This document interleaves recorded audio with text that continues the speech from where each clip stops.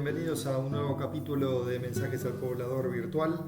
En esta oportunidad vamos a ver algunos conceptos de persistencia y una introducción al Object Relationship Mapping o ORM para empezar a comprender los conceptos con los que interactuamos entre nuestra aplicación y el motor de base de datos. Así que vamos a dar comienzo.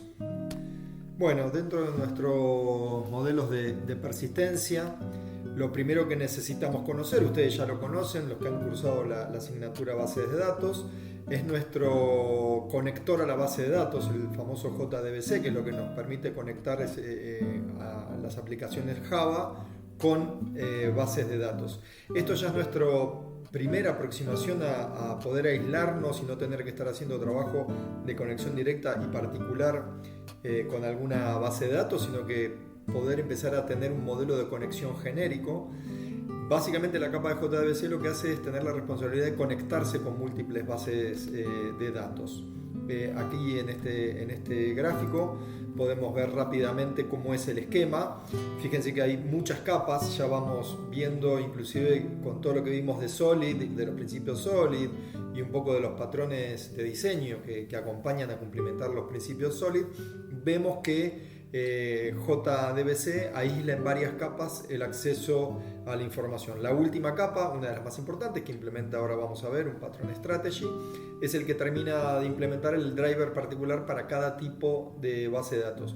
Pero la responsabilidad principal de JDBC es aislarnos de la conexión a las bases de datos. Un poco los patrones que están y que implementa JDBC, solo para hacer un repaso y unirlo con los principios Solid, es el factory pattern para poder hacer toda la inyección de dependencias, para que cuando yo utilizo un driver automáticamente me cargue y me instancie todas las clases específicas para esa base de datos, siendo para mí transparente, de una forma completamente transparente. Eso, justamente la inyección de dependencia, lo hacemos normalmente con un class loader, lo hace Java, como lo podemos ver acá. Esta carga un driver en particular, y al cargar ese driver me permite a mí generar esta conexión. Esto no es ni más ni menos que una factoría, un factory, y me devuelve todos los objetos concretos ya instanciados para poder conectarme a esa base de datos en particular, en este caso MySQL.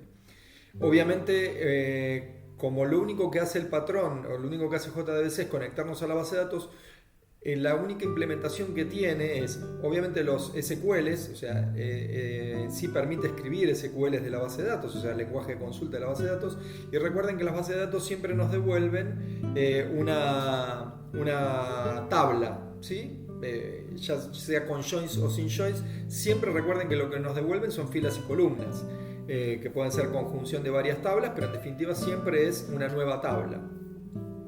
Y lo interesante de esto es que implementa también JDBC el patrón de iteración para poder hacer el recorrido de esa tabla que devolvió nuestro SQL. Obviamente el factor más importante es el patrón strategy, que nos permite aislarnos la clase abstracta del driver manager respecto de cada uno de los drivers particulares.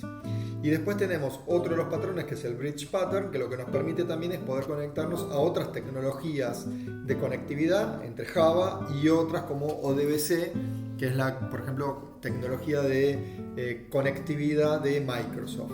Entonces con esos patrones cumplimos con darle un formato bien Solid, respetando Open Close. Para ustedes es transparente, se crea una nueva base de datos, instalo un nuevo driver y automáticamente tengo mi conectividad a la nueva base de datos y aíslo completamente la conectividad de cómo funciona la base de datos. Otro de los patrones importantes es que originalmente existía el JDBC, y entonces las aplicaciones directamente se usaban JDBC y accedían a los datos de las tablas a través de un query de la base de datos. Pero esto no nos permitía aislarnos del negocio, o sea, el negocio estaba de alguna manera accediendo a los datos de la base de datos vía JDBC.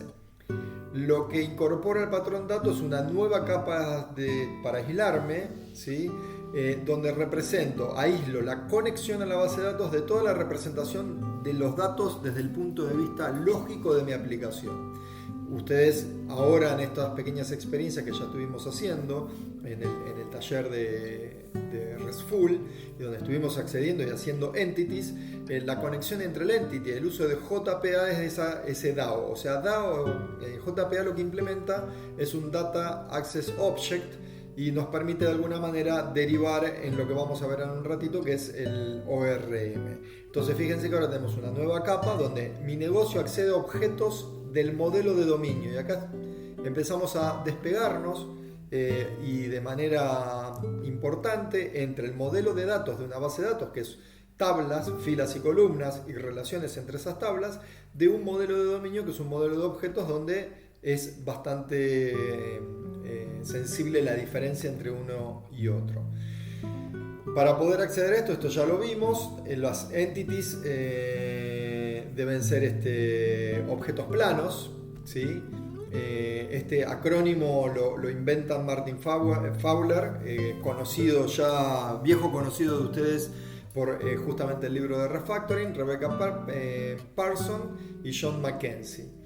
En el año 2000, hace mucho ya, se estaba complicando mucho la generación de Enterprise Java Beans. Ustedes recuerdan que Java va a toda la orientación de Enterprise Java Beans. Realmente habían hecho muy complejo el modelo Enterprise Java Beans y dicen, no, hay que limpiar todo esto, hay que hacer algo mucho más sencillo, y a partir de ahí de utilizar POJos, que son beans sencillos, solo de datos, y la implementación de JPA es lo que nos termina de permitir de implementar el ORM y el DAO como pretendemos. Ahí hay un poquito de explicación de historia de cómo venía. Y para finalizar este pequeño video, lo vamos a hacer lo más cortito posible. Justamente, como yo estoy aislando mi capa de negocios, mi modelo de dominio, que es de objetos, y las bases de datos van a ir a parar normalmente a una base de datos relacional, necesito este mapeador de objetos y bases de datos relacionales. ¿Por qué? Porque fundamentalmente las clases implementan cuestiones un poco distintas a las tablas y las de filas y columnas, porque a nosotros nos daba el modelo de dominio, para nosotros es un modelo de conocimiento. Acuérdense que los objetos tienden a ser modelos colaborativos. Entonces es muy distinto el entendimiento de un modelo de datos de un modelo de dominio pensado con orientación a objetos. Entonces lo que vemos acá es que necesitamos un mapeador que nos permita de alguna manera, de forma elegante, poder recuperar filas de las tablas nuestras, pero transformarlas en una representación de un mundo de objetos en Java. Esto no es ni más ni menos lo que venimos haciendo.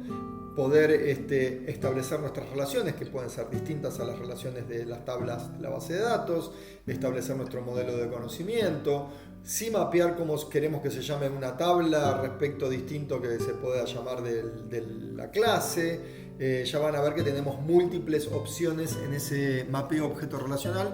Muchas de estas cuestiones ya las estuvimos viendo en el taller, pero es importante que entiendan que JPA lo que viene a hacer es nuestro mapeador objeto relacional y lo que nos permite implementar el patrón DAO, que es lo que acabamos de hablar hace un ratito, que es esta capa intermedia que en definitiva nos garantiza el aislamiento entre la conexión a la base de datos, que ya está aislada a través de JDBC, y el aislamiento entre el modelo de negocios y esos datos a través del mapeo objeto relacional. Y hasta acá llegamos con la introducción a ORM. En futuros videos vamos a profundizar en el modelo de relaciones de JPA y en el lenguaje de consulta también de JPA. Así que nos vemos en una próxima entrega.